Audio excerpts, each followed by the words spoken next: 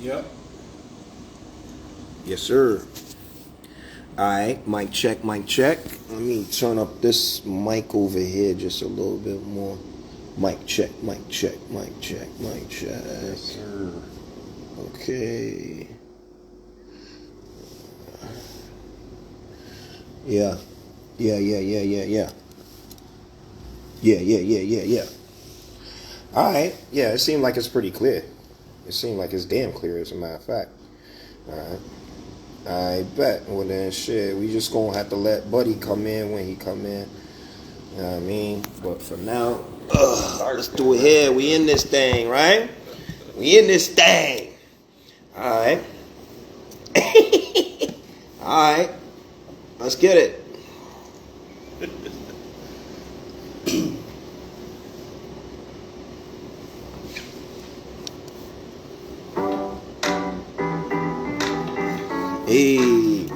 Hey, we on Riverside, man. We on Riverside, baby. Hey.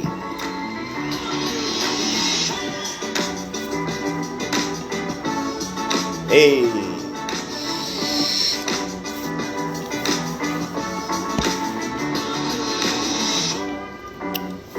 Yeah. Let's get it. Alright, so we back for another episode. This is the second episode of Hookah Vape Talks with the Twins in this thing, you feel? And now we got some more special guests on here. We got some more special guests. I'm looking down here and up there, but you know, you get the gist of it all. We got some great guests on today. Alright, we got some great guests on the show today. We're going to talk about a topic that is, I would say, very important in every neighborhood. I would say it's very important in a lot of life situations. But before we get into that topic, I want to go around the room and introduce the guests that we got on the show today. I'm going to start to the left. Y'all know who I am already. I am your boy, the Ghost, the one and only, the infrared beam, that man, the myth, the legend, the Ghost. All right, let's get that round of applause up in there for that shit right there. You heard? Alright. Now we gonna go to the next. I'm gonna go to my left, the way I break off my hat when I was back in them days, you heard? Yes, sir. Yes, sir. It's your boy Lloyd Kelly. Instagram, trip_333. That's trip with 2 P's. Come here to get a little session with my boy Kashi. Let's do it. Let's do it, baby. Good to have you on here. And then I'm gonna go to the right side, to my main man to the right. Yo, it's your boy West, man. Louisiana stand up, LA stand up, California stand up. Come here, speak some little knowledge, see what's going on with this topic, man. Salute, thank you for having me. Yes, sir. Anytime, baby, anytime. And we got us one of our brothers on the bottom of the screen. Y'all gonna see my man. He's calling in. Go ahead and introduce yourself, my man.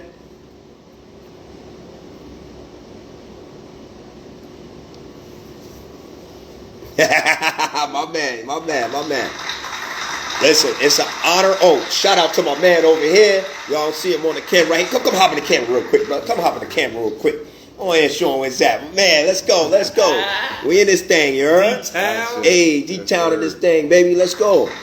So we got something good for y'all today. We got something real good for y'all today. You feel me? First of all, and foremost, I want to thank the Kings that's here. I appreciate y'all coming out. I appreciate the support. I appreciate y'all coming on this show and I'm going to have these guys on here a lot because the things that we are going to be discussing, I think is stuff that people are either not really aware of or people don't really want to discuss. These are the topics that's not really talked in the barbershop. These are the talks that's not really talked in the salons. These are talks that, you know, we as a people sometimes don't want to address. It's the elephant in the room, UV.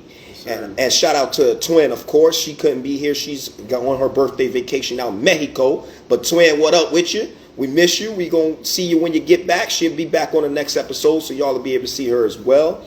But we going to roll right on into this, man, because we got some things going on. We do have another caller that's going to come in. He's in the Air Force, so he's going to give his aspect of it.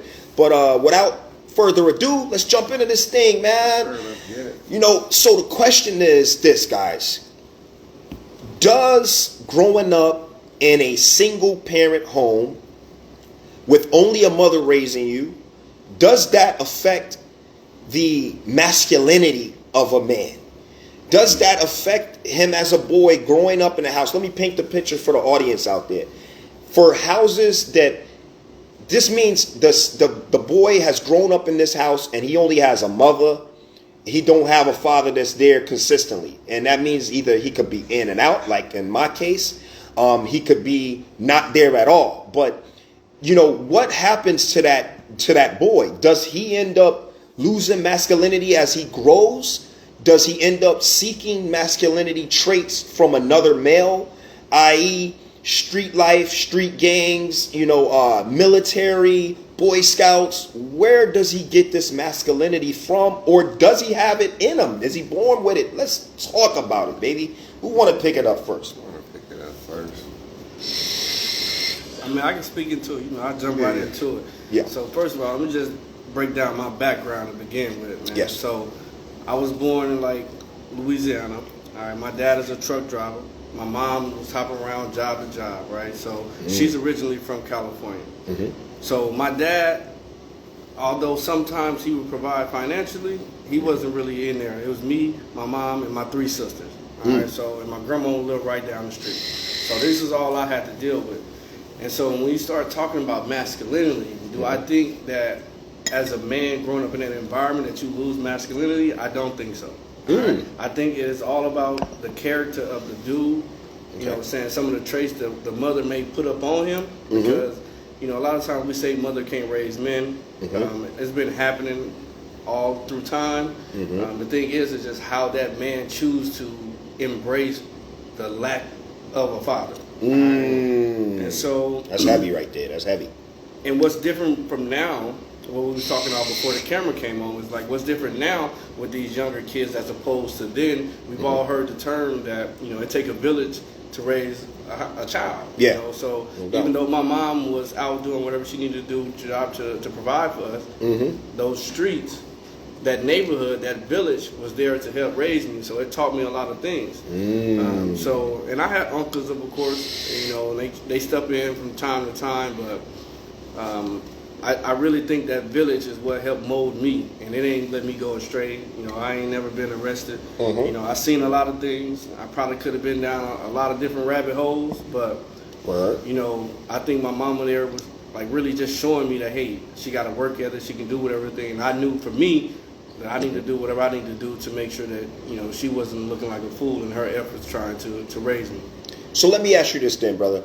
So then, if that poses the question for me, does being around, so you had to have another male around in some sort, right? So to speak. Because even when we say the village, that consists of other people. But what about when you're there with no village? What about the boys that's grown up, they got no male figure, they got no brother? For instance, I grew up in a house myself, right? I got 3 younger sisters. My dad was in and out of the house, you know what I mean? So I didn't really get that fundamental. I didn't know how to put a condom on. Mom Dukes ain't teaching you how to put a condom on. Forget about it, right? I didn't know how to talk to a girl because she's not teaching you that. She's not thinking that. She's trying to make you strong to be able to protect them, essentially. You feel me? So it's like, yes, I love my mom. My mom did the best she could do. But as a mother, you know what I'm saying, not being a male, I went to the streets for the shit. You know what I'm saying? I joined a street gang at a young age. You know what I mean? 10, 11, I'm knocking niggas out in 2nd grade and shit. Like, but that was because I was getting that male energy, that male, that dominant, that alpha male was coming. Of course it was already in me, but I was getting it more so from the guys in the street. They was like, yo, look, this is how you do things. You know what I'm saying? This is how you do. The first girl that I ever messed around with, it was a bet. You know, like, hey, look, I'll bet you $20 you can't take that down. You know what I mean? So, like, where do you get it from? Or can you get it from your mother? My mama OG. I'm going to keep it straight up with you. My mama OG. So when you say, you know, a mom can't teach you how to put the condom on, she ain't teach me how to put the motherfucker on, but she taught me I better use them. You know what I'm saying? So I wasn't one of those kids that had to sneak women into the house and nothing like that. At a very young age, my mama was with it. Okay. Like, look, you're going to bring a baby in this world, you're going to provide for it. You know what I'm saying? Like, it ain't none of that hiding, ducking, and jiving, or whatever the case may be. Like, whatever you do, you're going to have to stand up on it. And so she used to talk to me about women a lot, but my older sister, my older sister is really the thug of our family. And I don't mean thug as in gangster. My sister kept it real with you. So I stopped running game at a very, very, very young age because my sister was like, for what? You know what I'm saying? You keep it a buck with them, they're going to keep it a buck with you, and they're going to choose to deal with you regardless. All right, so a lot of my gaming experience came from my older sister within that same household, you know what I mean? So I think you can get all those type of things. It's just a matter of if you pay attention to it. So, like, what you have in your heart is really key for me, you know what I'm saying? And I think every child, you know, has their own mindset, you know, of course, obviously, but, like, depending on how they choose to react to it. So, and I'll give you an example. All right, it's two ways to respond to a poor upbringing, right? You got some people that be like, look, I'm used to being poor, so I'm going to keep spending as soon as I come in. You got some people that hate being poor, so they're going to save every dollar they get, you know, so, to better their life. For me, I knew that, hey, even though my father is not in this household, I know what I was going to be for my kids and for my family when I wanted to be. So I didn't lose that masculinity. I knew that I am the man in this house at 8. You know what I mean? So, what you think about it? What you think about it? Look, I got What you got think a lot. So even based on what you said about, you know, you was a young dude knocking dudes out, you joined the gang, and you equated that to masculinity. Yes. Like, to me, I have to disagree. Like, that's aggression. So to me, it's like it's misplaced emotion or mismanaged emotion, which you saying that you came from a house where you were raised by your mother. Yes. That would be appropriate for that type of situation. And I feel like a lot of guys who maybe, like you said, you know how you're going to move when you're still trying to figure it out, and do you have examples that are presented to you? Like you said, it takes a village. Your village happened to be the streets. His village was maybe family or something like that who cared more about, you know, his upbringing and his welfare, as opposed to you living in the streets, probably with the same type dudes who were in your situation, raised by their mothers, who were responding emotionally versus, you know, with their logic. That kind of changes it up. So I wouldn't call that necessarily masculinity. Yeah, keep talking. So I just got to get this real quick. Yeah, for me, so I lived half and half. My dad died when I was a young man, like 16. So I was raised a lot of times, you know, I was raised by my mom and my father until my father passed. So there's a lot of things that I didn't know as a man, you know what I'm saying? That maybe I didn't, like once I became a father myself, right? Like I couldn't call up my pops and be like, hey, the kid's doing this. Like, what did you do, you know, in this type of situation? So there are a lot of things that I feel like are missed, but having family around you that definitely cares about your well-being and stuff will affect how you react and how you handle things in life. So masculinity necessarily lost because of not having a father. I'm gonna say they're not synonymous, right? You can go either way. So that's just my take on it. I wouldn't call, you know, being aggressive necessarily masculine. I just call it mismanaged emotions. And don't get me wrong, you know what I'm saying? Like, I grew up in the streets. Like I said, anybody that was born in Louisiana, if you ever go to Shreveport, you'll know it's crazy. You go to the Cooper Road over there, you know it's crazy. I actually lived most of my childhood in Compton. Now listen, guys, let me just clear this up, and then Zoe, we're gonna get to you, brother. Real quick. Hold on, we got to get back to the recording. Sorry, y'all. Okay. Cool. All right. My bad. So we had a little bit of technical difficulties. Had to get that charger back on here. So no, guys, hear me out on this real quick. So, for example, when I'm saying masculinity, right? I think we kind of confusing. I mean, I think we're talking on 2 points. One with survival / meaning turning lemons into lemonade, so to speak. And then we're talking about masculinity, meaning as a male, as you know, when I'm saying like the school shit, for example, right? Knocking motherfuckers out, blah, blah, blah. Yes, that's aggression and all of this and that. But when I'm saying masculinity, I'm meaning that man feel, where you're not emotional when it comes to a situation. So for instance, you get into, like, men when we was growing up, right? Guys used to talk shit out. You know, if they had a problem, it was either two ways it was going to go. We either going to talk this out, or we either going to use these hands and these feet on you. You know what I mean? Like, that's it. Yes, it's aggression, but at the same time, it's that sense of masculinity, because it ain't like passive aggressive.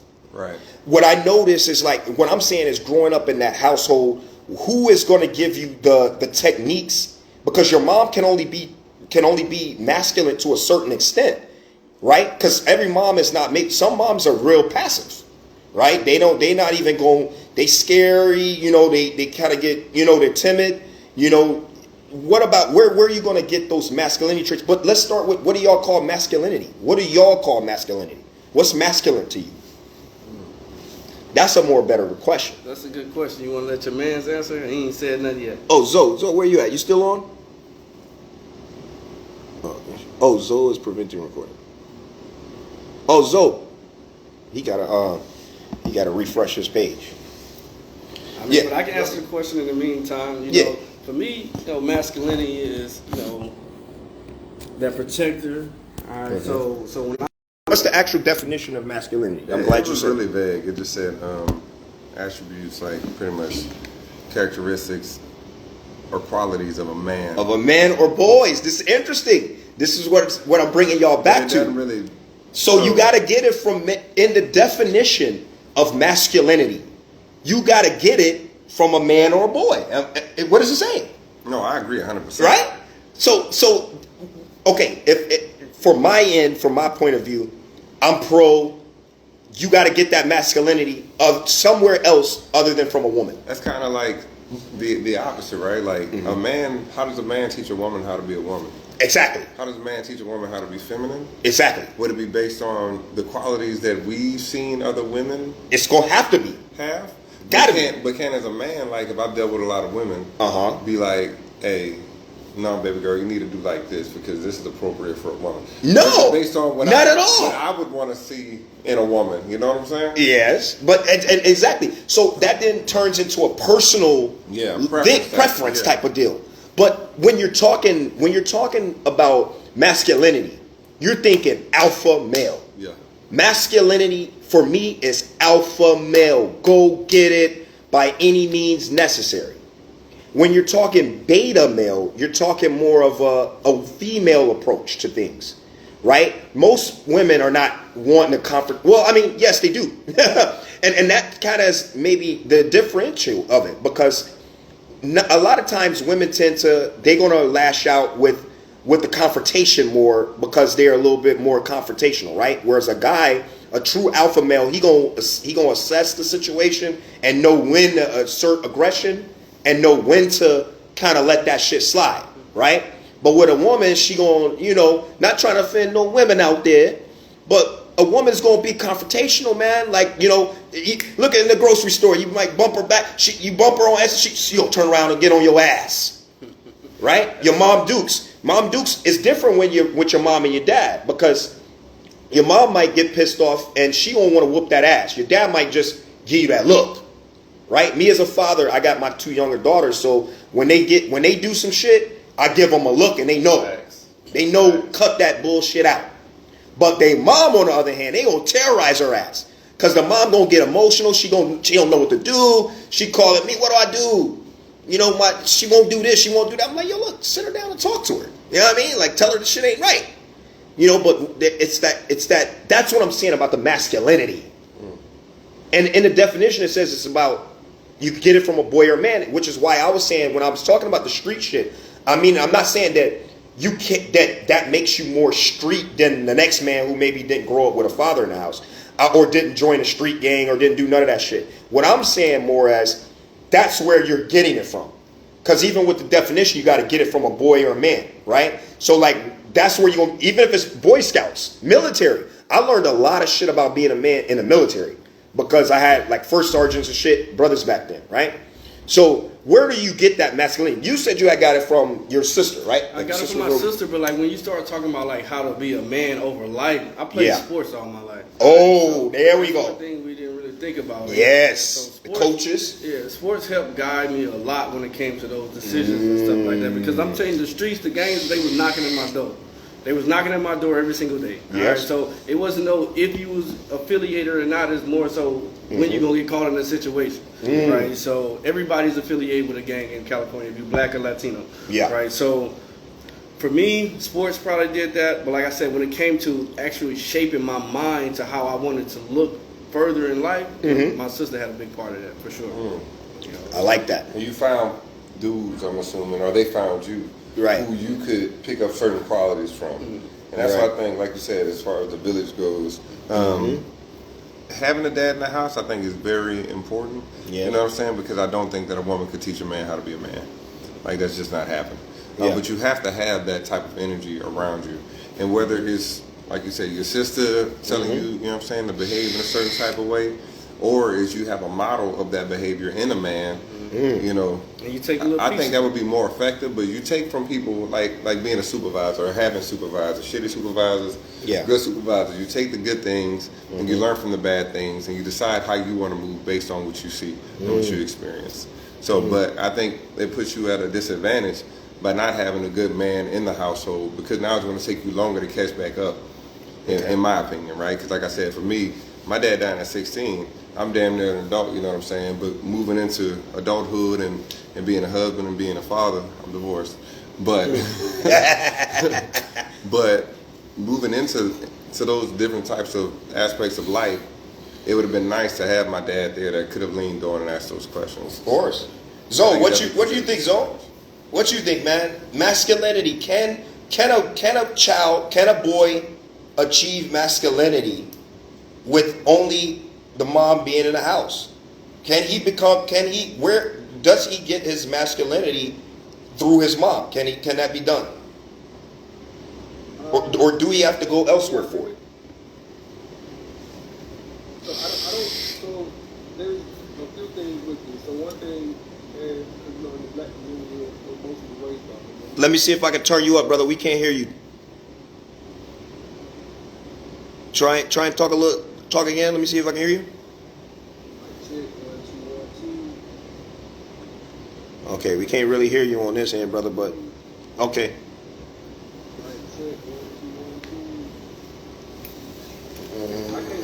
Gotta hit the record button too.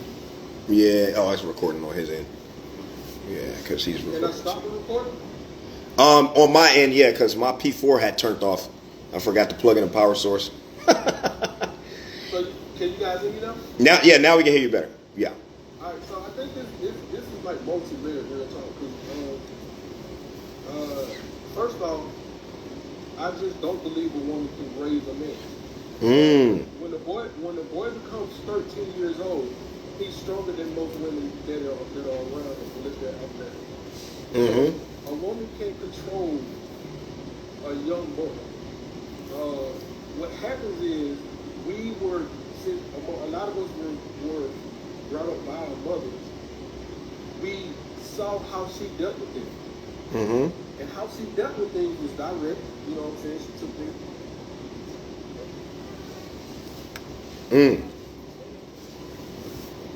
Okay.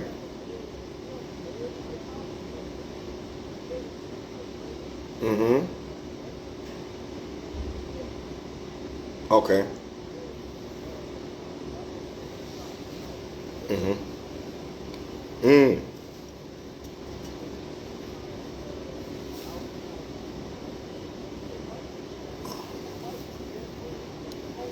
Right. Word.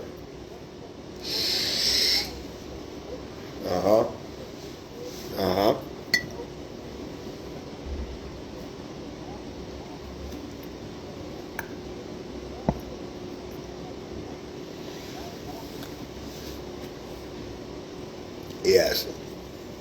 The last word. Yeah. Yeah.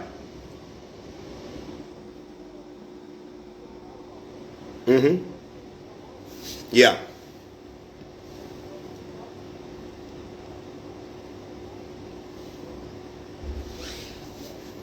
Mm.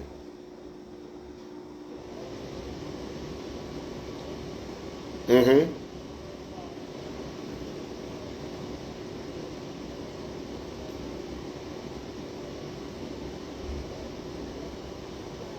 Mm-hmm. Right. I like this. I like that. Yes. Yeah. Is that the masculinity part in it? Is that the part that's the masculinity part? What part is the masculinity in?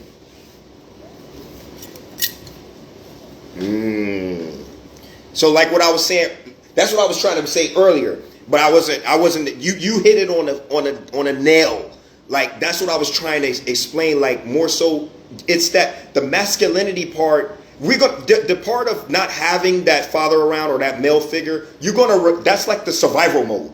Like now you're going to figure out what to do survival mode, right? But when you have that sports, that coach on your ass as a male teaching you, showing you like, look, you don't got to get irritated at every single thing. You ain't got to yell at everything. My sisters, they do it all the time. I love them. Forget about it. But they yell at these poor kids like they're fucking, like they're in a damn, you know what I'm saying? Like, dude, goddamn. You actually made me think of a story. You know, so, like when you started talking about the confrontation piece, you know, my mom, now look, I grew up fighting a lot. Yeah. Took some L's, one way more though. Mm-hmm. Right? Took some L's. But when I took that L and I came back to that house with my mom, you ain't coming in this house till you go back out there and get that. And get that, yeah. You know what I'm saying? You Get get that that. dub. So she was super confrontational. And my dad, like, he was never really on that type. You know what I'm saying? Sometimes you're going to have to take that L. Like, Take that L. And so because of that, with my mom, like, me trying to go get back caused the tension to rise a lot more. So we can't be homeboys after we just fought.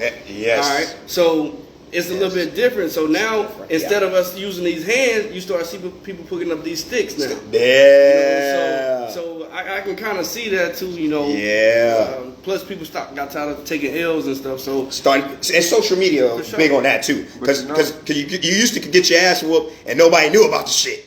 You take that L, take your ass home. Fuck it, ain't nobody see me. Now they put your ass on the gram. They gonna put your ass on the book. and I ain't taking that L. You know what? Yeah. Yeah. Definitely done And that be your best friend. That fuck around be your best friend. Definitely done that before. It's I be- think a lot of that is because, and that's why I agree. Like a woman can't raise a man. You definitely need some kind of like male influence because, like you said, that get back. You know what I'm saying? That get back, you know, like that. Yeah. And then you have the expectations. You have her expectations of what she thinks a man is. Right. Like no, you're supposed to like hold it down. You're supposed to protect. Yeah. If another man beat your ass, like how you gonna protect your sister Yeah. if somebody comes out? For sure. You're like, all right, now I gotta go get it. On me. Feelings hurt. Yeah. Look how easy it is with you can hurt a female's feelings like that, right? Most of the time, a guy we get injured, we get shots taken at us all the time. We don't even think about shit, right? But have you met like a guy who has literally never been in sports, a guy who has never been in the military, a guy who's never been in the streets, and he ain't had that male figure, so he is like emotional at everything. You make a joke, he don't want to hear that shit. I'm offended. Right? He's offended. The fuck, man, it was a joke. Like these are the guys I'm talking about. They grow up, and that's what I mean about lack of masculinity. Like now you can't even talk around this guy. Forget about it. He act like you know what I'm saying? He done been like he a fucking girl. You gotta watch what you say around him.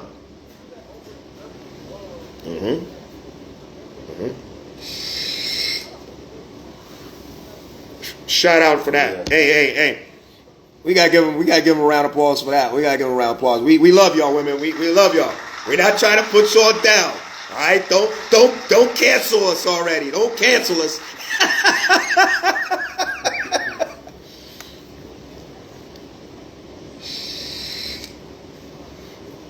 Yes.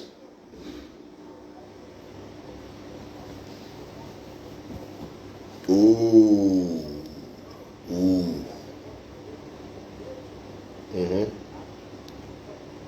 Yeah. Yes.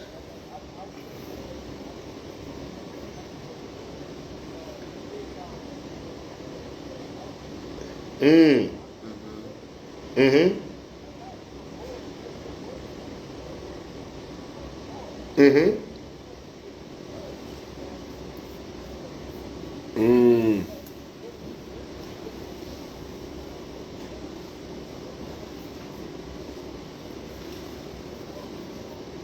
Yeah.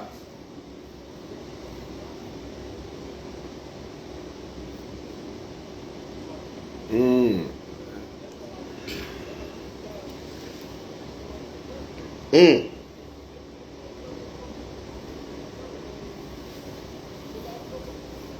They in their feelings. Let me ask y'all a question. Mm. Let me ask you a question. Speaking of that, you said we've been had guns. That's true. And you know, so my thing is, like I told y'all from the beginning when I was talking about the village. You think the village is gone? Like, and what I mean by that, like, do you think the OGs in the hood, you think they different? Because I know people when I was when I was playing sports, I couldn't sell drugs. Yeah. Even if I wanted to, they wasn't letting it happen. Yeah. You know what I'm saying? Like, if we get into a fight and they know we homies and they know we from the same hood, linked up, same neighborhood, it ain't gonna be no guns drawn. Hey, and you know what? You bring up a good point on that too about the village not being the same. I feel like, and that goes back to the masculinity.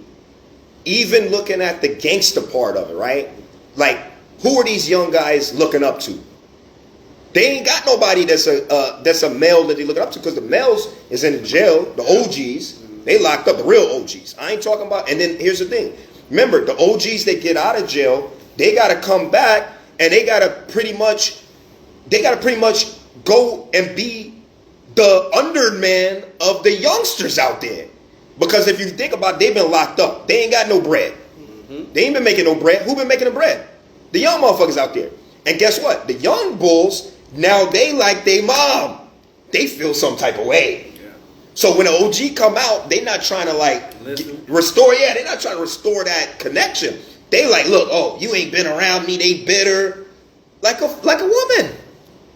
You know, that's the masculinity portion. So they don't even got nobody to look up to. So now they trying to figure their way out, unless they get somebody in the game that is actually gonna look out for them. Look at these rappers that they get their money taken, right? Signing these bullshit ass rap deals and shit.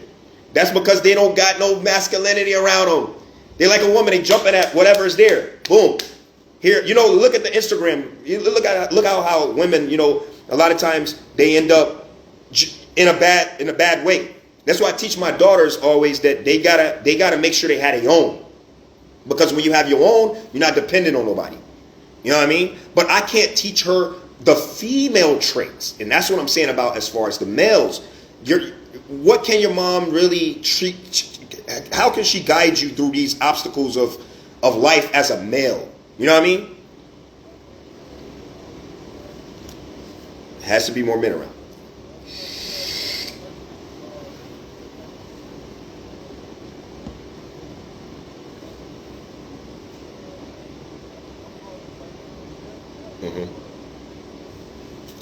Yeah. Yeah.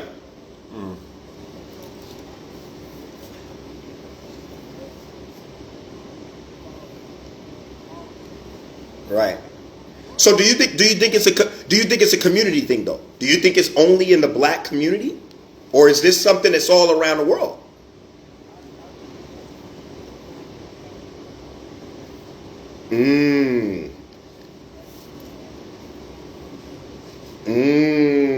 I like that. Yeah, do y'all agree on that?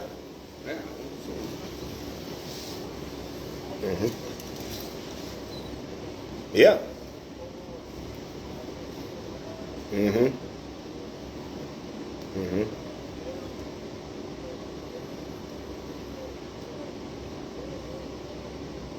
Yeah.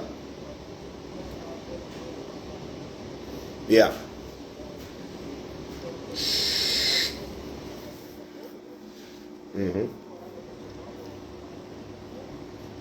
Oh yeah, yeah, yeah. Yeah. Yeah.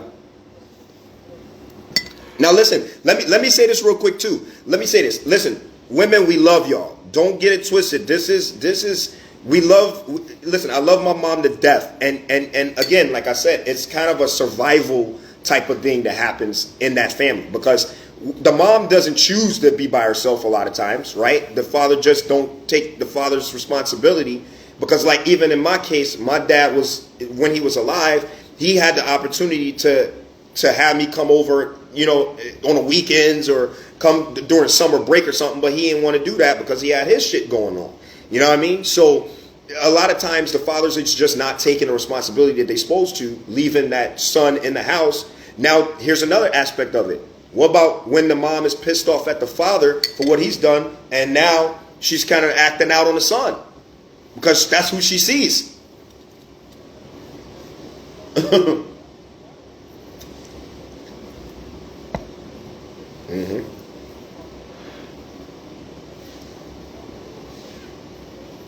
Mm-hmm.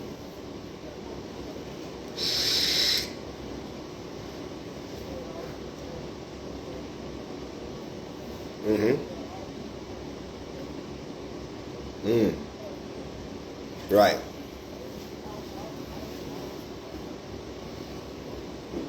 Mm. Yeah. Yeah. Yeah.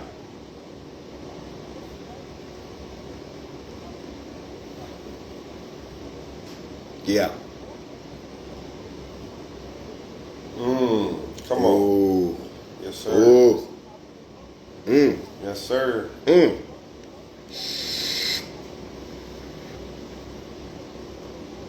Yeah. Yeah. Yeah. Mm.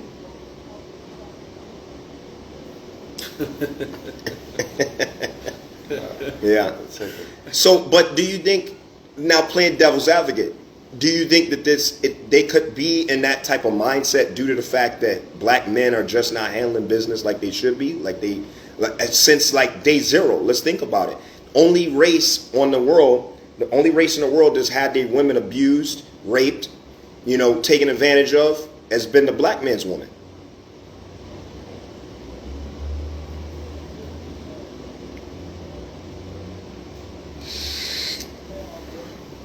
Yeah.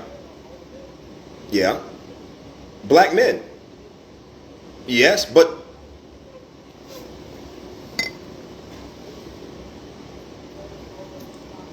mm-hmm. Yeah. But I'm talking about the protector side of it. I'm talking about the protector side. Think about it. You got, like, okay, let's take for example, like you talk about like the Holocaust, maybe, right? A lot of that would be, I would say, probably one of the only things you could kind of maybe put in the talks as far as something that happened where a woman and a man, husband and wife, were affected at the same time, right? But what happened with that shit? Of course, listen. Of course, they got help by the government, right? They got the backings of that, so they were able to create their own communities and provide for their women. But unfortunately, that didn't happen for the black men. Is that maybe a reason why they don't really want to, you know, they don't feel like they got that protection? You look at it. Look at it today. Guys are, you know, let's be honest. There's a lot of brothers that's putting a lot of babies in women, and they just ain't fucking with them no more after that. They leaving the babies in fucking Mexico. They leaving them in motherfucking Vietnam. I mean, it's two parts to this, man.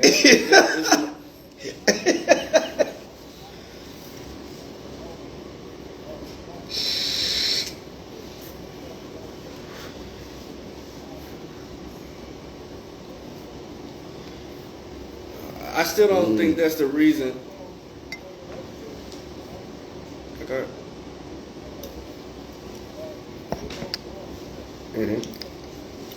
Mm-hmm. Mm.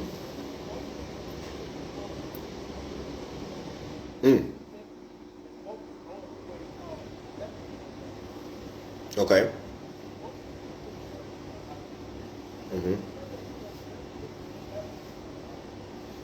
Mm.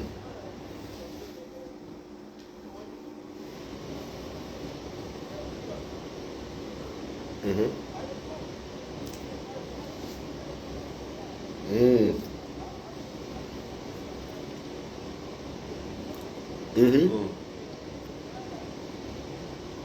Mm. Is that pressure coming from the? Is that would that so that would be pressure coming from the household then?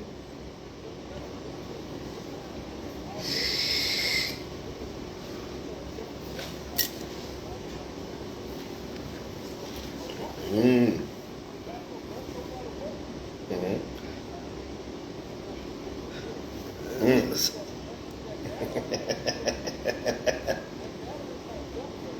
Mm.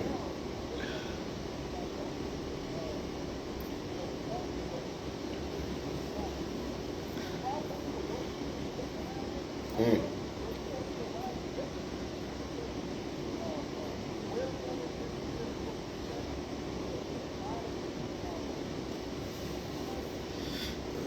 Let me give you a different perspective.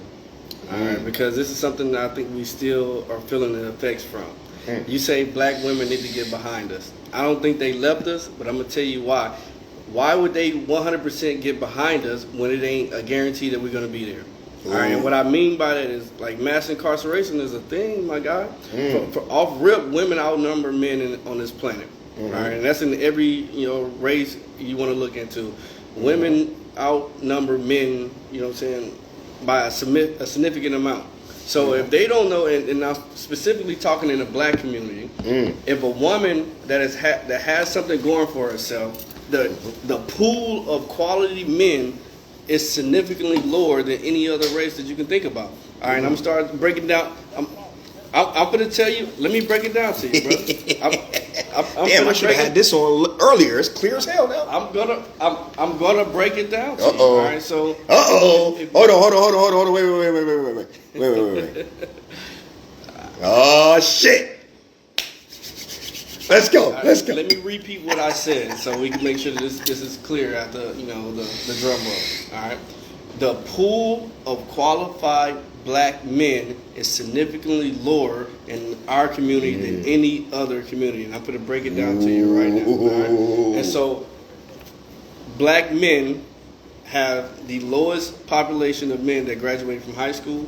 All right, that pursue a degree. All right, by percentage wise, we're the most locked up men out of any other race you can look at. All right. So when you start talking about having a partner that's even equal, because our women are educated, they get their degrees and they're doing what they need to do. All right. So when you want a partner that's equal, you know what I'm saying, to what they just bring into the table, it's hard to find. Because now, and I'm not going to start talking about when we start talking about men that look at men. All right, so that significantly lowers our pool too, for women too. So all of those things. So when you start talking about finding a quality partner that has not been in jail, all right, that has a degree, a high school degree at that, and then able to provide an income that's worthy of anything like that, So those men are significantly lower by percentage in the black community when you start looking at other things. So when you ask the question is that, hey, or when you make the statement say, hey, why our women are not getting behind us? You know what I'm saying? It's out of fear because you may not be here later on when I really, really, truly need you. Ooh.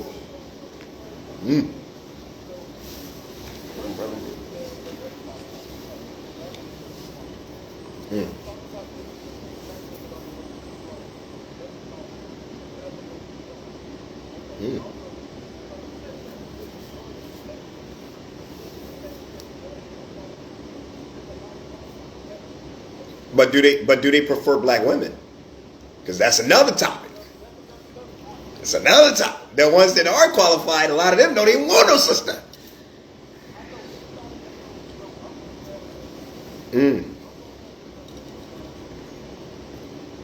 Now I do love all women. I'm gonna take them wherever they come from. Hey, I feel the same. I'm having a black woman too.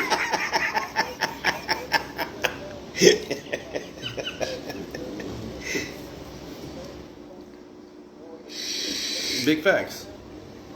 Big facts. Let me add this real quick. Let me ask you this real quick, Zoe. Hold on. Chell said, what about the influence of when they are at school or around their friends, even if they have both parents or not? So back onto that masculinity, what if their parents are both in the house, but they go get influenced by another one? Chelsea, I'm gonna just add my 2 cents and you guys say what y'all think. My answer to that question is, hell, they got an option. They got an option. They got what they've been taught by both parents in the house. So they got the man's perspective, their mother's perspective, and then these motherfuckers in the school who, you know, probably don't even got no damn parents in the house. Because that's usually the people that's influence you at the damn schools is the people that, you know, got all that time on their hand. That's my opinion. What y'all think? I mean, influence is gonna happen. All right. So regardless of where you go, you're gonna have TV, that. movies. You know what I'm saying? You're gonna have that regardless. Right. So when it comes to external influence like that, you gotta be certain on what you taught the child coming up, because that's what's gonna instill. So regardless, even if you take a man, woman, this is not specific to gender, but whatever you take, whatever values you put in that child earlier on is what they're going to exhibit when they get into those other environments. So we see it all the time with men and women. The second they mama or they dad had them on such a lockdown that when they get to college and finally get some freedom, they wild out. Yeah, Whether it be the military, college, or any type of their own environment. That's true. That's because you treated them like a pit bull their whole life. So of course they want to run free. Or a prisoner.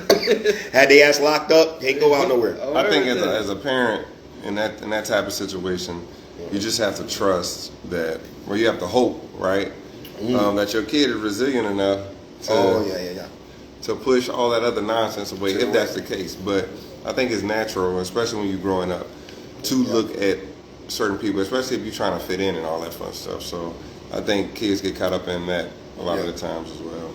Yeah, I would agree.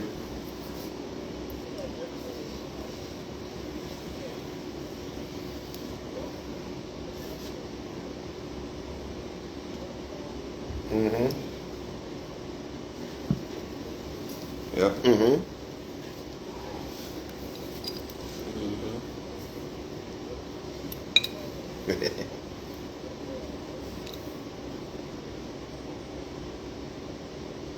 Hey, check this out, guys. But you remember, here's the whole layout, and this is where I think it gets even deeper. And this is why I stand as an advocate as far as saying that yes, you lose masculinity when you're not in a household where you have both parents and don't get the exterior, you don't get that experience from somewhere else.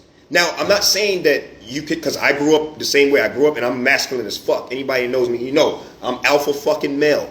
You know what I mean? To the fullest. But I'm alpha male to the fullest, but I got that through military, streets. I didn't get it from the house. I got my ground from the house. Mom Dukes taught me all that, you know, as far as she could take me, but everything else I got from another one. You know what I mean? But what about this, guys? You remember back in the day when they had every TV show that came on TV had two parents in the house. Think about it. The Huxtables, right? I grew up on the motherfucking Huxtables. Both of them was hitting them with, right? What's her name? Mrs. Huxtable. Stick Family Matters. Family Matters. Robert Townsend. Why do you think they took those fucking shows away? Now you got Hollywood Housewives. Now you got all this weirdo shit because that was the key. Yeah. Right? Think about it. Back in the day, you grew up watching shows where had both fucking parents in there. Guess what? Those kids had their masculinity. Even fucking Urkel, he turned into goddamn Stefan, right? Right? Like, you know, you saw that masculinity play. Remember when old boy got in trouble? I'm trying to think of his name. That was the son of Carl Winslow. Oh shit, we even forget it. What about this shit? Fresh Prince. Fresh Prince. That's a prime one. All right. What happened when he was with his mom? But what happened in the 90s? Oh, all right, political agenda. All right, so that's when the mass incarceration and all that stuff really happening. So you talking about the destruction of the black men and all this stuff. This is key points to when this stuff started happening. True. All right, so okay.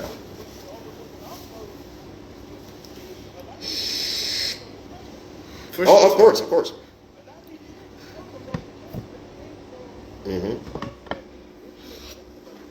True.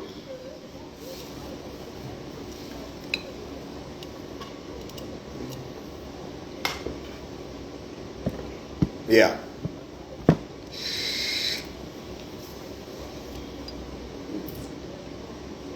Yeah. Yeah. But how did the community fall victim to that though? Because my opinion on that is my opinion's a little diff. My opinion's like, listen, I love Bumpy John, I love Bumpy, I love all those cats as far as the way he was getting the money. But they was fucking the community over. They the guys that was fucking everybody over. So your reason why you had the drug epidemic is the Nicky Barnes, the Frank Lucas. Them motherfuckers wasn't doing like the Italians. Them Italians, they wouldn't sell cocaine. They wouldn't sell that shit in their neighborhood. I answered our answer with this. Is it something, the reason why I'm a big advocate of Tupac? Some shit that he used to always say, all right? Mm-hmm. Where are the black leaders in the community, all right? So when you done had, and I'm just going to say, when they all getting gunned down and sniped down, every activist, every civil rights movement that you want to talk about were gunned down, right? So you don't have people teaching the masses like that, right? And so when all of those, so when you get to the 90s or late 80s and 90s, when you start talking about all these big things politically going on, nobody's paying attention to it. But Malcolm X was around with Bumpy Johnson though. Malcolm X was gone 30 plus years. No. He was with Bumpy Johnson. No. I'm not talking about Bumpy Johnson. Okay. I'm talking about when the political. You said, how did we fall victim to the mass incarceration thing? All right, so not to the incarceration. How do we fall victim to the drugs? How did we got to take accountability, guys. We fell victim to it because niggas was like, fuck it, this is easy money. Easy money. Let's talk about it. Let's be serious. Listen, Bumpy Johnson was around the same time Malcolm X was. Malcolm X was going for the flight of black men getting their own businesses, their own jobs, yada yada yada, right? That's what the Muslims was pulling, the black Muslims was pulling, the Nation of Islam was pulling that into their agenda. Get your own shit, your own job, your own shit like that, right? Okay. Yes, the boycotts, all that shit was heavy. But then you had the Bumpy Johnsons, you had the Nicky Barnes, you had the other guys who came after those activists with the momentum of, I gotta get paid. Fuck it. I sell it to my own motherfucking goddamn cousin. I sell it to my own brother if I have to, but I gotta get paid. You know what I mean? That's something I think that really set us back. And then, you know, with that goes to the single parent homes. Because why? The kid is growing up and his dad ain't in the house. He out there getting that money. And then when finally the government had the agenda in play and they wanted to take the shit back and lock all of your asses up after you done all of this, now you're in that single parent home for good. Now all you got to do is hear your mom whining about, you know, hey, you got to become the man in the house. That's the question I got for y'all. What do y'all think about that? For me, I think that shit fucks with your head. I'm fucking 5 years old. I got to be the man in the fucking house. What the fuck happened to the man that was in the house? I gotta be the man of the house at 5 fucking years old. I didn't think of it in the way that you're trying to paint it, but like when I was young and they were saying that, I took pride in that shit though, man. I ain't gonna lie. Like I know that now as a man, like that's mad crazy. You say you got a kid, you know, 5 years old, and you the man of the house now. But like when they told me like, look, I need you to watch the house. I need you to be the man of the house. Man, I put in these motherfuckers with my Batman belt on. I got everything. Like I'm ready. But what comes with that? Hey, round of applause for motherfucking Batman.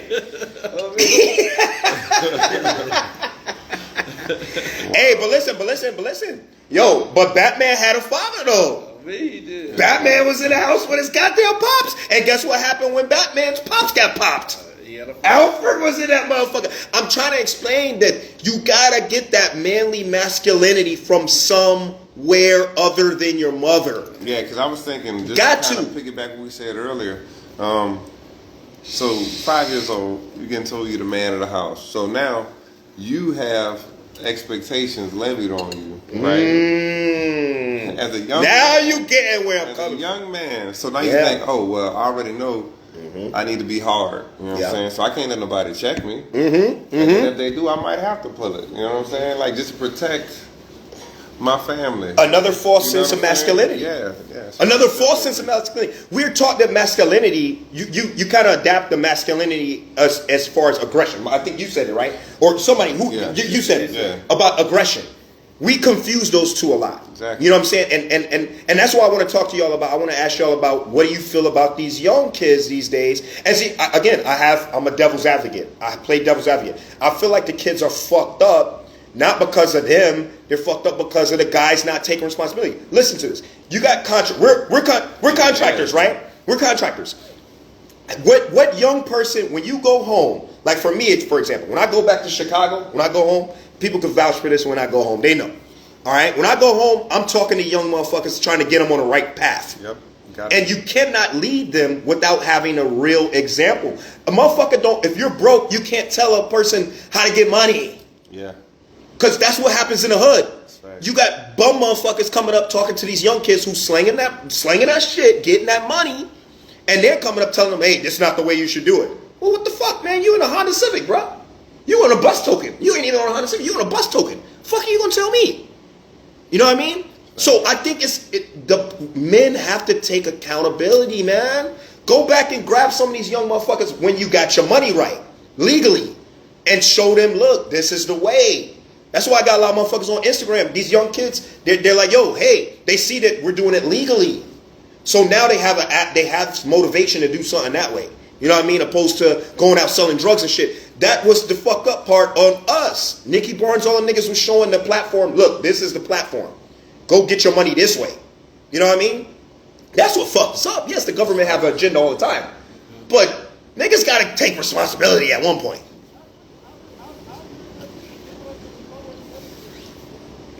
Fucked us. Fucked us up. Trying to right their wrong.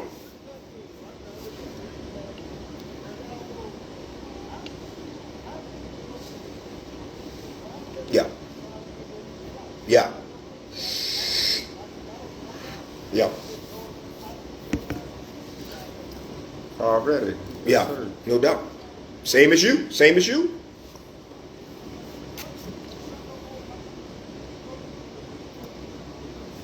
Yes. Yes.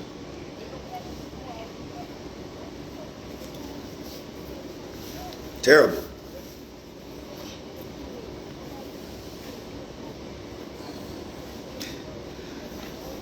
Yeah. Yeah. Can I? Yeah. I just want to make a quick little statement. We was actually talking about this in a little sit down we had before a couple of weeks ago. Us three over here. So I got a question for you. So you said the generation before us kind of fucked us. I don't disagree with that. Okay. All right. There was a lot of mistakes that they made. You know, ongoing back and forth. All right. So I'm gonna say this word, but I'm gonna keep going on my point. Therapy. All right. Just take that and think about that. All right. So. That's. All right, so I'm gonna say that. I'm gonna say that to make this point. All right, can we truly blame those before us? All right, because all they was experiencing was signs of trauma. That's all true. right, so all they was experiencing was Generational curse. signs as trauma, and that back then you couldn't talk about no damn therapy. True. You couldn't talk Therapy about wasn't no even. therapy, It wasn't even man. available. You know what I'm saying? Wasn't even available. All right, so now when you talk about us having to make these changes, we have to look and say, you know what, man, that ain't normal behavior, bro. Yeah. You may need to get looked at. You may need to talk to somebody. Here, Yeah. let me talk to you. Hey, brother, you not being in your daughter's life, that is not cool. You know what I'm saying? So those different things. That's deep. That's deep. Go ahead. Born and raised. For me, I had a balance. I had a balance. I was in the hood and out.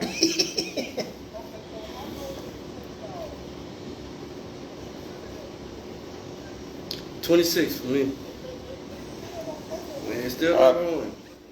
I never had a hood nigga mentality. I Is that a hood nigga mentality? Okay, yeah, that's what I want to say. That's what I want to say. That's what I want to say. What do you define as hood and what do you define as ghetto? Because that shit to me is ghetto. Motherfuckers just got an edge on their back for no reason. I'll define to you what I think is hood. All right, so what you think is hood? Sometimes hood and ghetto can be the same. They're not always the same, but sometimes they can be. All right, so for me, all right, the aggression that you talking about, all right. So if I see a motherfucker looking at me crazy, like me just ultra aggressive, thinking they may be plotting something, all right, that is a side effect of me growing up in the hood, because usually everybody that I'm seeing, they on some scheming type shit. Right? See, I never looked at it like that. I thought that was just an insecurity. It's not an insecurity. This is a safety mechanism. That's a good fucking point. I'm triggered. It's a safety mechanism. And I'm gonna tell you straight up, words matter, your clothes matter, and all that shit matter in Compton. Yeah. All right, like 100%. Like you can get up and say, "What's up, bro? What's up, dog?" You know what I'm saying? Like that, and take it the wrong way. True. And all you doing is trying to greet the motherfucker. But is that your issue, or is it the person insecure that's attacking? It has to be my issue if I'm going to feel the effects of how this person is going to respond. But can we break that type of mentality by, as far as, like for me, if somebody's looking at me, and I get what you're saying, I'm from Chicago. Believe me, it was a part where a motherfucker asked you what size shoe you had on, and if they asked you that shit, they was about to rob your ass, and they was about to take them. So I mean, but I never, even with all of these as you said it, trigger points and all this all of this type of it's really trauma. Because you're growing up having to change who you are to be able to survive. It's survival tactics, right? Like military type shit. So, but it never affected me to the fact where I became that. Like when I didn't have to shake anything is what I'm saying. When I go somewhere and a motherfucker looking at me, the first thing yes, in the neighborhood it does. Now when I go to Chicago, yeah, motherfucker look at me like that. Okay, this nigga on something. Let me go ahead and show him something real quick. Let me show him I'm packing, right? But if I'm anywhere else, I'm not gonna have that type of reply. Like he might look at me, I'm gonna be like, this nigga, fuck this nigga. And in my head, I'm like, what this fucking nigga's on? Let me watch my back, but I'm not gonna get super aggressive with it. You know what I mean? Now through my age, I learned to turn it on and off for sure. Like you said, when you in Chicago, if you don't have it on, you're a victim. You're a victim. All right, you gonna be a victim real quick. You know, so for me, when I was in Compton, I spent 16 years of my life in Compton. All right, so as I'm going through that, it's certain shit I can't turn off. So even when I came into the military, I was ultra aggressive because I'm like, yo, who you talking to? Who you talking to? Did the military help? Did the military help break that? I think we all went through that. A person in the military. A person in the military helped shape what I was going through. He asked me the simplest shit, bro. The simplest shit that blew my mind, but everybody like, yeah, that's dumb. How you not know that, right? And so he said, look, I had just choked out a civilian at work. All right, so this is a command chief. All right, so I was talking the first black person I seen in higher up, right? So I'm a little senior airman at the time, and so basically what he called me and he's talking. He's like, hey Wes, man. He's like, look, I understand. You know me. I know you. All right. He from Birmingham. I'm from Compton. He said, man, I get in Compton if people do certain things to you, you got to respond a certain way because your livelihood, the way you live your life, is on the line. No doubt. But in the military, are there avenues that you can take that if somebody disrespects you, put their hands on you, that you can take without having to jeopardize, you know what I'm saying, your livelihood by, you know what I'm saying, potentially coming here having to talk to him, potentially have to go to jail, or having to kill somebody for them doing something. I'll say you're absolutely right. Yeah. And so he said, and why would you bring a Compton mindset into the military where that line of thinking is no longer needed?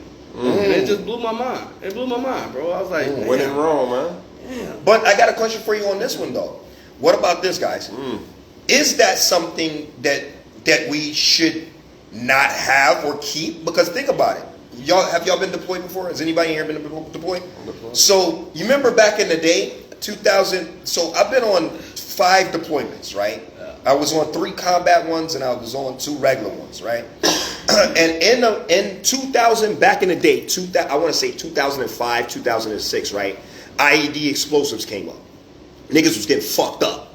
I mean, niggas was not, because they wasn't thinking that, you know, and for y'all that don't know what an IED is, it's an improvised explosive device, right? So motherfuckers was getting clever over there overseas. They were in Afghanistan, Iraq. They was taking like bottles and shit and putting shit in the roads, right? So like that hood instinct, which I just call, and then that's another topic that we'll get to on another episode, and that's what's the sometimes, like, you know, we as a culture, we define things that's normal as a hood trait or as a, you know, a ghetto trait, or like for example, talking sophisticated.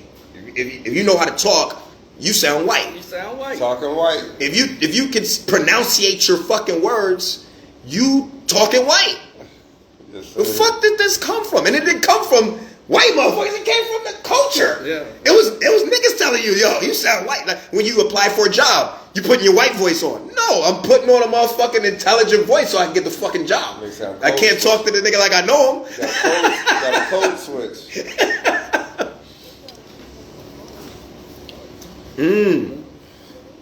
Yeah. Hey. You know what it really boils down to? You know what it really boils down to, though? You're going to apply for a job in a company that's not built for you. That's not the people in it aren't. That's deep. You know what I'm saying? I got hold on. I gotta put on a drum roll on that shit. God damn. Ooh. I'm That just saying, deep. like me and my boy, we work together. He another brother, you know what I'm saying? Ooh. And it's really easy to mesh, and we can speak how we speak normally, you know what I'm saying, back home, because we are of a similar culture. Okay. But if I'm going into an environment, like, it's almost like another country. If I move to Canada, if I move to India, right, where they speak a whole nother language, but like English might be their second, third language or something like that, yeah, we can communicate, but naturally, they want to speak in their tongue. So if I want to work in their area, moving in their environment, I have to assimilate. So that's all it is. So everybody talk about code switching. It's like, no, if I want to work here because the jobs that I got back home ain't paying shit, and I want to be able to take care of my family the way I want to, you know what I'm saying? I have to assimilate and make that adjustment. That's all it is. People put a negative spin on it, but people do it all the time. I like that. People do it all the time. There's nothing negative about it. You say I speak white, you say I speak whatever. Look, I'm about to get this money. And You know what I mean? but that's why I'm thinking that's why I'm saying, is this a mechanism that, you know, a lot of times we say that this is something that's hood and blah blah blah blah, but I feel like it's just being alert, it's being aware, it's knowing how to switch, it's being universal. You know what I mean? It's being a chameleon. I like that. Being universal. It's like universal. If I'm going to Mexico, I'm speaking Spanish. Yeah, that's like when you take a girl out on a fucking date and you're in fucking Mexico, right? Or you're in Italy and she orders a double cheeseburger. What the fuck? We don't do that here, love. We're in Italy. Get some pasta. Get some spaghetti. Like we're trained mentally sometimes to not. Some people just don't know how to. It's like in the military when people didn't know how to go with the program. Okay, yes, back in your day when you was in the military, sir, you probably didn't have cell phones. You probably couldn't communicate with your soldiers through a cell phone. You did some old roster, I guess, using a cup type shit. I don't know. But when it got to the level where now the world has changed, it is upgraded, technology has become the thing, why are you resisting to go to technology? Why are you not messaging your soldiers? Why are you telling them that they're wrong for using a fucking cell phone? Yeah. Why are you telling them they're wrong for being on Facebook? I hear people complain all the time. Oh, everybody got their phone out. Yes, because now, look how many motherfuckers get pinched now. Because people got their fucking phone out. Creatures of habit, man. So they used to a certain way, and everybody is somewhat resistant to change. And you know, these old heads. You heard the saying, "Can't teach an old dog." Can't teach an old dog the tricks. What the hell you want me to do? Look, you gotta change. You know what I mean? You gotta change. But people want to set they self in a mindset of staying in the same fucking era or the same thing. Like, and that'll be another episode we gonna get into about this LeBron and Michael Jordan shit. I really want to talk to y'all about that shit. Cause listen, I got so much on my mind about why the fuck are we comparing Michael Jordan to fucking LeBron James? Bro, it's 2023. When the fuck was Michael Jordan last playing basketball? 2002. Bro, he's a century away. Enough time ago, you know what I mean? Compare this man to somebody in his own field. Stop comparing people to eras that ain't even fucking in. The shit has changed. World has changed. You know what I mean? Yes, Michael Jordan was killing in his shit. He's the GOAT of his era. I think everything's error, even with jobs, even with technology. Shit is an error. But back to the masculinity real quick.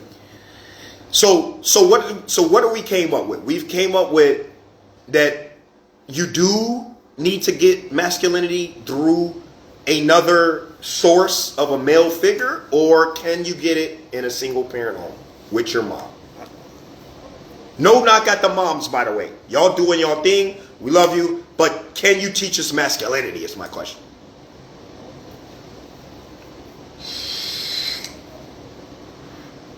Mm. Mm.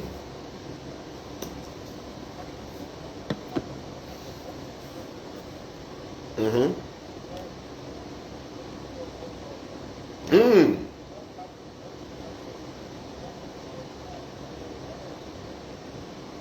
Right. Okay. Okay.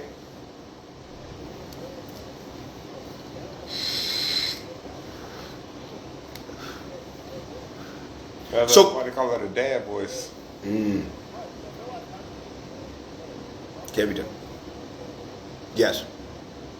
But where did you get your masculinity from? Yeah, okay. So see, we had to outsource. You got to outsource is my thing. Everybody that did something different, and everybody that got an outsource of that masculinity had to draw it from another source. I.e. a male in a sports, military, streets. But as far, and we're not saying that a mom can't raise. See, that's the difference. We're not saying that they can't raise a boy, because yes, they can.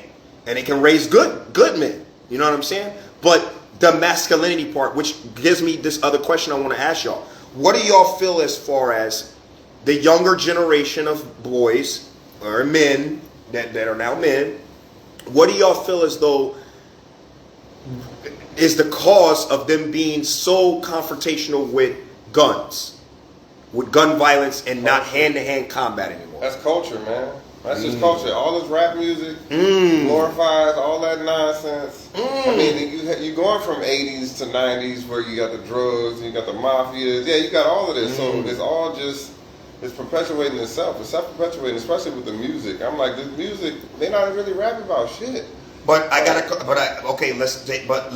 play devil's advocate. I always play devil's advocate. Okay, so back in the day, was there no NWA? Were they not talking about doing dope and shooting motherfuckers too? But what didn't that come out based on supporting your community though? It was, but then it turned into niggas killing each other. That's what I'm saying. Selling dope. But this is what I'm saying.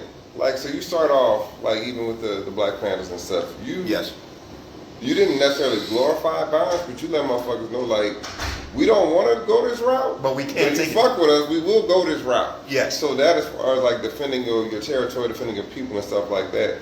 But then with the whole drug thing, now everything becomes territorial, right? Like, this is my block, this is my section, because I need this money to support whatever I got going on. You know what I'm saying? And then if you encroach on that, now I gotta end you. And so, then it goes into economics. Now I want to be able to expand. Now I'm getting this imperialistic mindset where I need more territory so I can advance what I want to do. You know what I'm saying? And then I can definitely put my people on, my family on, and shit like that. And then if you come at us, then we all at you. So I feel like it all just expanded into something that is not normal. And then, like you said, as far as the men going to jail, but then they get out of jail, maybe they become rappers or whatever, or you got the kids that grew up seeing this, and now they glorifying it because, yeah, I grew up with this car, you know, my dad had this car, my dad had that, he lived this lifestyle, I want the same shit. And I'm going to use his example to get it, you know what I'm saying? I saw how he was, how ruthless he was with it. So that's what we got to do to defend ourselves, to be able to support and live the lifestyle we want. So is there a difference in the generations then? Is there a difference in the generation from back then and the generation from now? Like I said, it's only built on itself. So you think it stayed the same?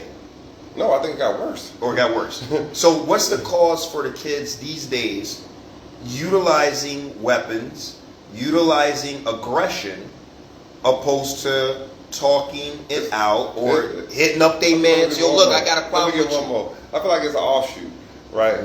So I feel like back in the day, if you had money, you could buy all the high price shit. right? You know what I'm saying? And then you get into the people who can't do it, but they still want to look the part. So they got the knockoffs. So I be like, no, we messing with the knockoffs. The kids, you know what I'm saying? They want to live that lifestyle. They want to portray that image. Okay. But they're not really living it like that. So now, anytime somebody comes at me, well, I know the rappers and shit say they doing this. I'm the fake version. I'm the knockout version. So that's what I'm going to do. And then you're emotionally driven because you have a lot of kids growing up in the household with their moms. And that's how they respond. Like, shut the fuck up, boy. Yeah. Oh, this nigga disrespect. You gonna let that boy disrespect you? So you think go back and fight him. So you think it's going back to the single parent home? I don't.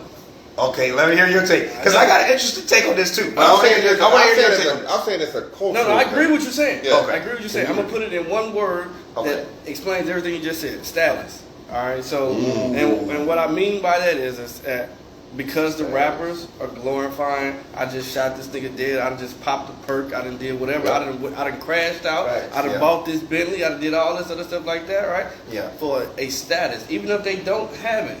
Like you just said, even if they don't have it, all right, the people that's down there at the lower end that started shooting, robbing, killing, doing whatever they need to do, is because of status. Yeah. Why you think they posting everything on the internet now? So you can see it. So you can see it. Gangsta ain't used to do videos. Ooh. You know what I'm saying? Like That's all heavy. that You doing it, shit. you moving in That's silence. You know what I'm saying? That's heavy. But look, that's but I saying. got something for you though. I got something for you. I got something for both of y'all.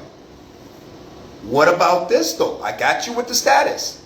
Again, I have to go back to why are you looking at another man and what he does?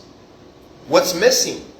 Because back then there was status too. Think about it. The guys with the 3-finger rings, the drug, when all that shit happened, that was back then too. They didn't even have Instagram back then. But niggas was like, I want to go get I want to get that money. You saw paid in full. Yeah. If there is a way to measure sticks and dicks, they're gonna do it. All right. So because social media wasn't around that way back then, you didn't have people in LA really knowing about, you know what I'm saying, them boys in New York. That's right. You know what I'm saying? But now, I see Diddy done cop the yacht. You know what I'm saying? Let me go get one. You know what I'm saying? Everybody gonna try to one up. That is an alpha male trait. Well, seriously. I ain't saying like, hey, I gotta always one up somebody. No, I think that's a human trait. Yeah. I think that's a human thing because women do it with women. I play basketball. You know what I'm saying? But my mindset is always, I'm better than this. For sure. Yeah. Already. Yeah. Oh, hey, them shoes nice. Hey, mom, look at them. You know what I'm saying? I'm trying to be on the court looking clean. I'm gonna be playing basketball. You know, but I'm trying. You know what I'm saying? Because definitely that status. I agree. I think the game though switched up due to this. I think you had an era where you didn't have to prove it. Hear me out on this. I think back in the day, niggas could say they was fucking selling dope in Mars. Nobody questioned it. Niggas was like, oh, he's selling dope in Mars. But but hear me out. But now a nigga say he's selling dope in Mars. Nigga he gonna pull your card. Where at Mars? Where's your customers at? Niggas gonna research you now. That's on social media. Okay. In your streets, where you at? Yes. They gonna know. They gonna know if you getting bitches. Yeah. They gonna know if you getting money. They gonna know who got whatever. So let's take Tupac. Streets gonna know. Let's take Tupac. Tupac was not a street nigga. It ain't about necessarily being a street nigga. Okay, but what did he represent though? Tupac, my guy. All right? And this is for Chelsea out there and all of California, because Chelsea's from Cali too. This is for all the Cali people. Back in Cali, there was a lot of dudes that weren't gangbanging back then. It ain't about being a gangbanger, all right? If you go back and listen to what Tupac was saying, all right, so he had two parts of him, all right? So you got the part that wanted to follow the thug life, and regardless of what people say, hey, he wasn't raised. What's the thug life though? Because I saw that man wearing a lot of bandanas. I'm finna tell you. A lot of color schemes. So what makes a man a thug? Is it his actions or what you think he was raised to be? All right. Yeah. So regardless of how he was brought up, what his actions say. All right, you know what I'm saying? The man did time, stood on all that, right? Faced a couple of charges, you know what I'm saying? Stood on all that, right? You know what I'm saying? When you see the videos, I mean, in the fucking Vegas going on, like, who popping off? But who did he storm out? It don't matter who it was. That matters. How? That ultimately got his demise. That ultimately got him killed. You know why? He was living that life. He was trying to be something life. All right, so when you start talking about the activist type part of it, you know what I'm saying? When you start talking about the activist, who name another fucking rapper, artists or anything out there that's calling out political people. Well, Before okay, him. but Tupac, Before him. But Tupac, with plenty of people. Who? Public Enemy, bro. Bro, you gotta go past. Listen. Here's the thing about Tupac. Here's the thing about Pac. I love Pac, but Pac is a victim of a male growing up with a female. He even said it in an interview. He says it the best way. He says, "I never knew how to be a man, so I had to look on TV, and I started finding people on TV to emulate. I was a fan of Too Short. Too Short was talking about pimping hoes. So I thought, as a man, you're supposed to pimp hoes." Again, we go back to the topic of the masculinity because of the fact that you have to outsource it from somewhere. You go to another male. Tupac was a victim, in my opinion, of what these kids are today. They don't got a man in the house. So they are emulating what they see on fucking TV. If they see a gangster on TV, now what was the epidemic with Cash Money? Motherfuckers was Crips when they came out, was they not? Blue Rags. Mac 10 came from California as a blood and influenced them to change their whole fucking gang organization. These motherfuckers came blood this, blood that after that.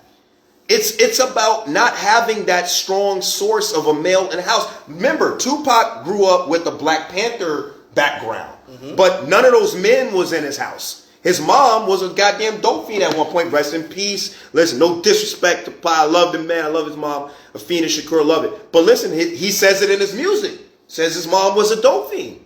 So that means she wasn't giving him the Black Power shit as much. So he was conflicted. Who was his man that was his downfall? Suge Knight. That was his outsource. When he went to jail for the rape case, I don't think he ended up having Suge Knight bail him out, which was the deal with the devil. Suge Knight was a blood, took him from the Shock G, digital underground. So let me ask you this. To talking about gangster shit. If you made all these money for this record label, right? And they won't put up $1 million bond for you, and then somebody come up and pull up $1 million bond for you. Yes. Like I'm saying? Of course it's yes. That's simple to me. The reason why he had to do it is clear, but he had to do it. And after that, he fell into the mind of it. Tupac even started shit with motherfuckers that he didn't even need to be starting shit with. You're in the Mike Tyson fight. Fuck you stomping somebody out for? Tupac fuck up was that he was loyal to a fault. I like that though. All right, he was loyal to a fault. So even the people at death row, when he didn't really relate with, because they were getting into altercations, he was loyal to them. So he felt like, let me get in here with you. All right, so that was his downfall. All right, so the problem I have to defend Pac on this man. Like, this man died at what, 25, 26? Yes. You know what I'm saying? So like, his mind was so elevated in the things that was going on in the community, bro. I could never say he was a fake thug. Now, okay, yeah, I'm not saying he's a fake thug, but I am saying that he took on a fake persona. I feel like if Pac was going to be listen, we got to be honest with each other. You cannot serve two masters. My mom used to tell me that back in the day. You cannot serve two masters. You're either gangster and you out there doing the gangster shit, or you're for the people. The man shot at some cops, man. He did that, yes. And listen, I'm not saying that. It don't matter. There you go. It don't matter if there were cops or not, right? He saw some white men beating up on some black men, and what the hell did he end up doing? Yeah, but Denzel Washington, I don't know what Denzel Washington did the same shit, but didn't even have to kill a motherfucker. He saw somebody getting their asses in trouble, and he came out and talked the situation down and diffused it. And Denzel's no gangster at all, never claimed it, but Denzel stays to the point.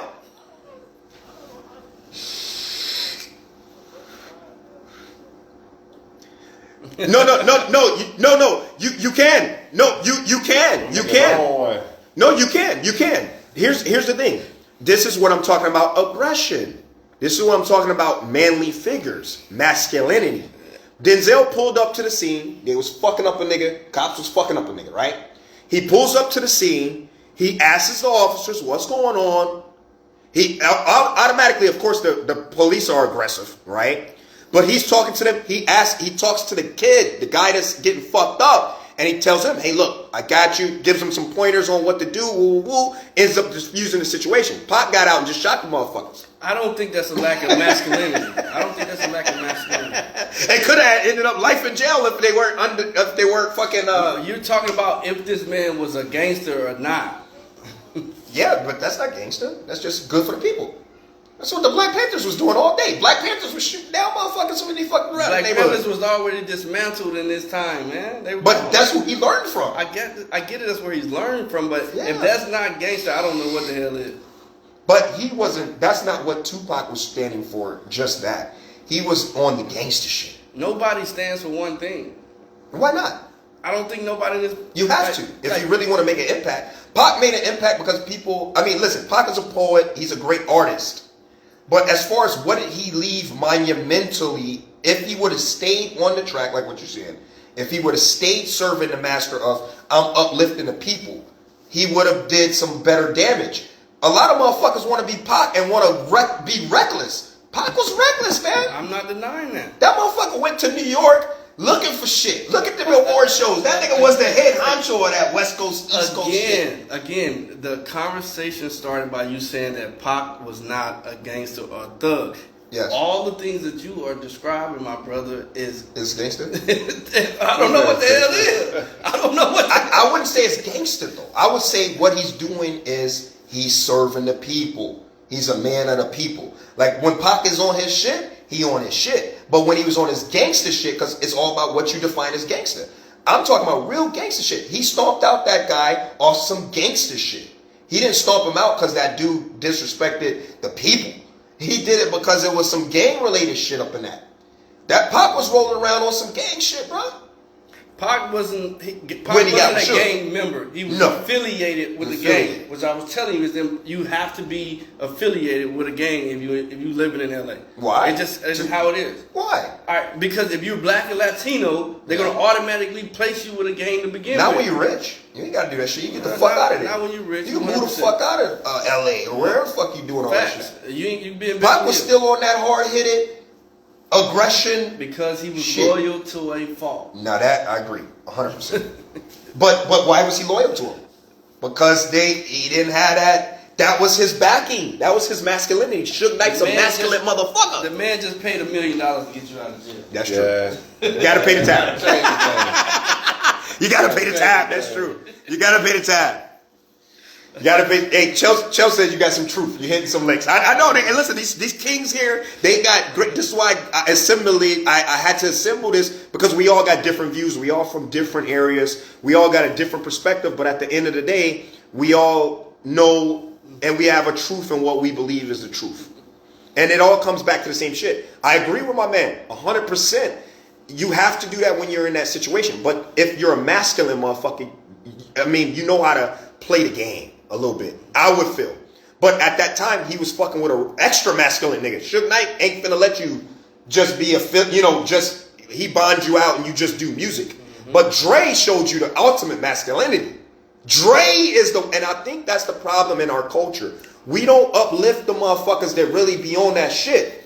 We uplift the motherfuckers that there was the demise. They got fucked over. Pac got fucked over. Love him to death. One of my favorite artists got fucked over. Whereas Dre took his shit the fuck out of there. I'm out. You can have the money, but you can't control me. I'm going to go do my masculinity shit and my own empire, which Pac could have did, which there's theories that's why he got killed. Yeah, he was trying to. That's what he was trying to move away from. You know what I'm saying? I was a little kid at the time, so I don't know. Mm-hmm. But like, is that masculine, bro? Like, as an alpha man, growing up with a mother and a father in the household, I'm not letting nobody just take what I've built. Yeah. No. Masculinity is taking that shit back. I'm not saying I gotta be on, shoot him up, bang, bang, kill type shit, but like, I'm gonna have a little bit more insight to what's going on. Who's on top right now? Who's on top right now? Yeah, Dr. Dre or Suge Knight? I think it's a man. Death Row or But then we get into emotions versus logic, right? And they say a trait of masculinity is to operate logic. If I see a situation for what it is, right, emotion removed, like, I'm not going nowhere in this shit. You know what I'm saying? I know I made an investment into it, but this shit gonna die. So am I gonna sink with this ship? Or am I move strategically to position myself. It's chess, not checkers. You know what I'm saying? Yeah. Sometimes you got to take an L to get the win. You know what I'm saying? Who's up right now? Death Row or Aftermath? All I know is Drake said. So I'm like, All I know, Drake said. Aftermath This is still real cooking. life. Niggas still think we playing chess. I like it. My mindset, yeah, I'm moving strategically. Like, y'all niggas want to fight and argue and all that other Yeah, I bullshit. Hey, you got it. Hey, mother investment, you got it. You know what I'm saying? Because I got the something over ultimate there. masculinity, guys, is in my book, is to have your own. It's to have a vision. That's your masculinity. Listen, nobody can fire Dre. I mean, I think he is still up under Jimmy Iovine and all those motherfuckers. But ultimate masculinity is not, and that's where Suge had that ultimate masculinity. Because that nigga was death row. Was nobody pulling that nigga strings? So that's what I'm saying about, like, masculinity is, you know, not you on your own shit. You don't gotta worry about a motherfucker telling you what to do. You got your own business, got your own money. Nobody can tell you what to do. Pac was a victim because he had to listen to what another man was telling him. Hey, so get. That's why Dre said, "Fuck it, I'm out." So getting back to the premise, right? Can Yeah. a young man be raised by a woman? So you saying that because women Not can he be raised, can they have masculinity? can they develop or inherit masculine qualities without a man being there? Yes, So because you're you saying can be that born with it. because women are inherently, well, not inherently, but in the majority of situations, under a man, that a young boy would learn to be under someone. Let me stop. I don't know. I got lost a Now little you learning bit. how to serve somebody as opposed to lead somebody because the man's not there who will be in that leadership role. Oh, okay, I see what you're saying. You know what I'm saying? Right. That's what I'm saying. I mean, all men are born with. I feel like you got men that's born alpha males, and you got men that's born beta males, right? But the only way you can actually amplify it is through getting with the right tools. It's like a tool. It's like a tool set. Like I'm a leader, right? So I was already born with that shit. Certain shit that people was telling me to do, I was like, fuck that. I'm not doing that. Okay. But this shit I'm gonna do because I want to fucking do it, even if it's wrong. I want to do it. So I was always a leader, but I didn't get my leadership qualities.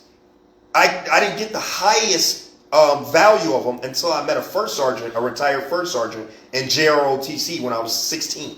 And he taught me how to, take that shit and put it all positive. Join the military, learn how to really shoot. You out here shooting and fucking missing. You know what I'm saying? Learn how to really shoot that motherfucker. You know, that's why you got all these drive-bys. That's why you got all these innocent bodies getting hit. Motherfuckers don't know how to shoot. You know what I mean? So he told me, go in the military, learn that, learn how to really get self-discipline where you don't let your anger control you, your emotions control you. Yeah. You know what I'm saying? And learn that shit and then go from there. And that was the most wisest shit that could have ever happened. And it was the blessing in it all because I was able to take what I already had and capitalize on it. But I feel like there are men that are just beta males. They just don't have that. They don't need somebody to pull it out, in other words. They need a motherfucker to just pull everything out of them. But I feel like you're at a disadvantage if you're in a house with just your mom and you don't have no other source of a male. You're at a disadvantage. And you're gonna be emotional.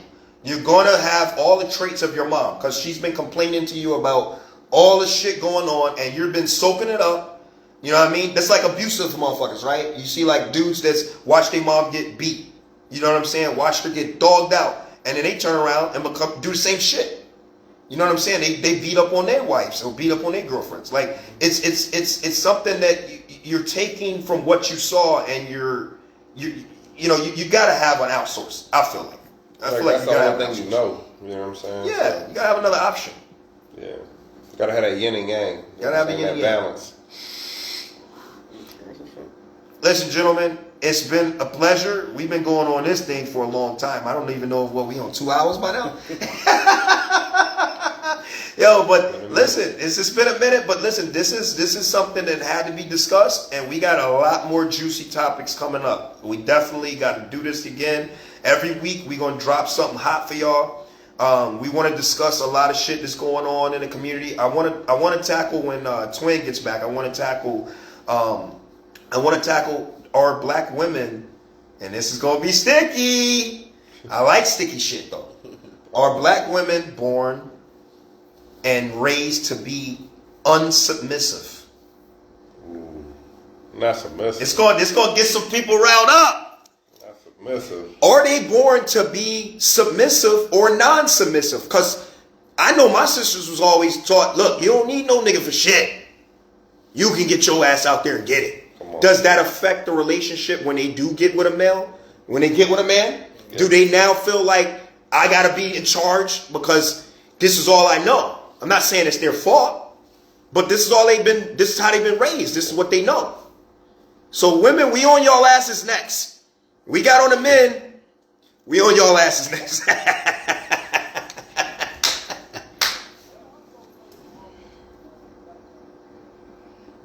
Oh shit. Uh-oh. Uh-oh. Go there. Uh-oh. Man, y'all ass ain't off the hook either.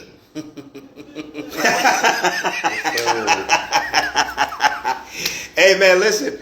Love, peace, and chicken grease. It's been a pleasure talking with y'all kings, man. And listen, we got to do this shit again. Definitely, we doing this every week. I want to bring something hot to the table. All the viewers out there, we appreciate y'all. We appreciate y'all comments. We're going to go back through and look at some of these comments. Go on to YouTube. I'm going to post a video there. You guys can put all of the comments that y'all was putting here on the Instagram. We didn't get really a chance to address a lot of it because we was in convo. But go on the YouTube page. We're going to post the links. Add all your comments there, and we'll give you the answers. We'll give you what we feel, each of us, and y'all can feel free to think of a topic that y'all want us to discuss, and we'll tackle that shit. That's what we do here. All right. Appreciate y'all. Appreciate y'all. My man Zoe. Appreciate you, brother. My brothers, my kings. Appreciate y'all. My mans. We getting your ass on the next one. Yes, and we out here. We out, y'all. We out.